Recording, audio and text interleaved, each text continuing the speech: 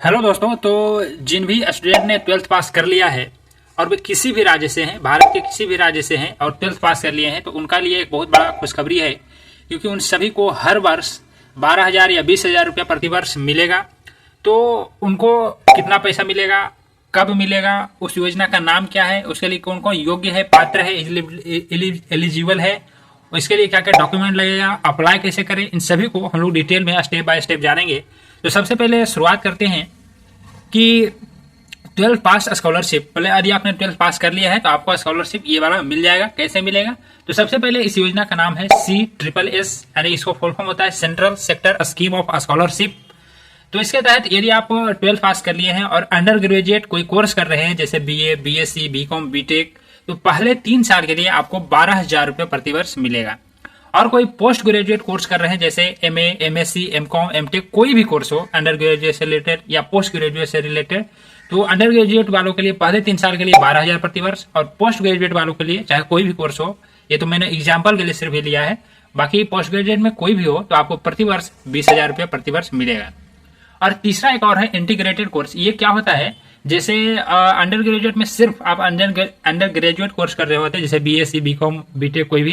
Post graduate में MA, MSc, MCom कोई भी कोर्स कर रहे होते हैं, लेकिन इंटीग्रेटेड में दोनों कोर्स, UG और PG दोनों कोर्स एक साथ कर रहे होते हैं। मतलब यदि आप अलग अलग करेंगे तो UG और PG में 6 साल लग जाएंगे टोटल, लेकिन यदि आप इंटीग्रेटेड कोर्स करते हैं तो 5 वर्ष में वो कंप्लीट हो जाएगा। तो जैसे साथ में BSc, MSc कर रहे हैं, BA, MA का कर रहे हैं, BTech, MTech का कर रहे हैं, तो ये कोर्स इंटीग्रेटेड कराता है। और यदि कोई ऐसा कर रहे हैं तो उनको पहले 3 साल के लिए 12,000 प्रतिवर्ष मिलेगा और अगले 2 साल के लिए 20,000 रुपये प्रतिवर्ष मिलेगा।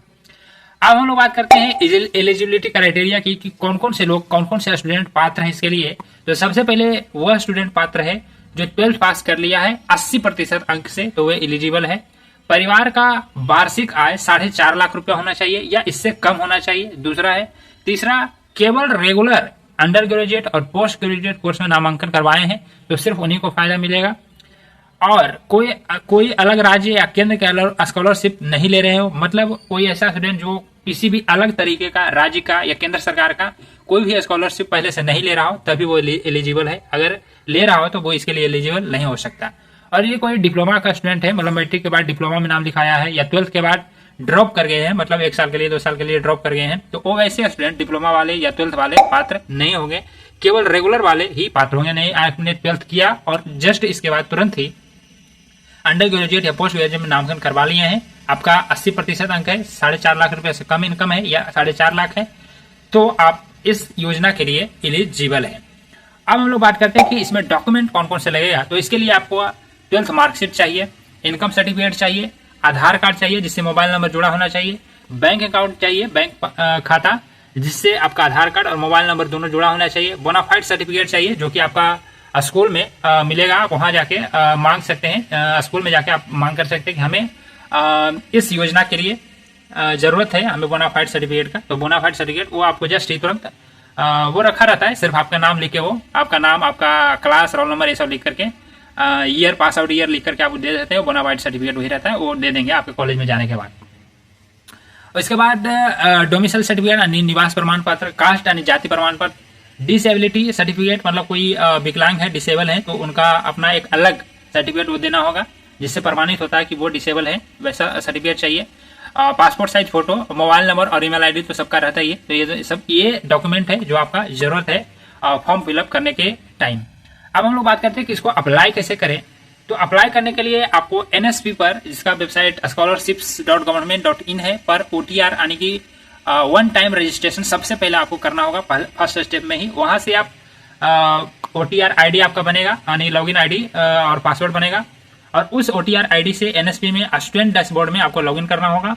लॉगिन करने के बाद आपका स्कीम लिस्ट में जाके आप अपना जिस भी कॉलेज में या यूनिवर्सिटी में आप अपना एडमिशन करवाएं, उस कॉलेज को आपको उस लिस्ट में खोजना होगा।